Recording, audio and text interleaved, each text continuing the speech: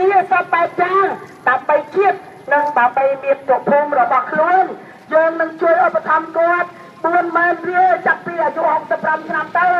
រហូតដល់អាយុ110ឆ្នាំក៏យើងនៅតែរក្សាគោលការណ៍នេះដដែលគឺយកគណៈបកសង្គ្រោះជាតិគណៈបកសង្គ្រោះជាតិនិងការពារយុត្តិធម៌ជូនប្រជាពលរដ្ឋខ្មែរខ្ញុំសូមអំពាវនាវជាចុងក្រោយបន្តទៀតថាឥឡូវនេះកម្លាំងប្រជាពលរដ្ឋខ្មែរបាននាំគ្នារួមគ្នាជាធ្លុងមួយជាមួយនឹងគណៈបកសង្គ្រោះជាតិដែលកើតឡើងពីគណៈបកសំរងស៊ី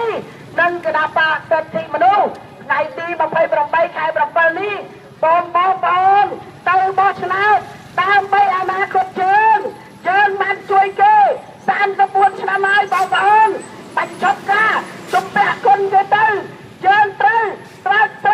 ដោះស្រាយជីវភាពខ្លួនយើងដើម្បីឲ្យយើងមានជីវភាពប្រសើរឡើង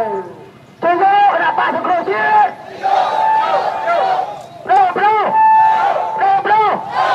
ប្រូទៅយកគណៈបកសង្គ្រោះជាតិខ្ញុំសូមអរគុណដោយសារថាក្បួនរបស់យើង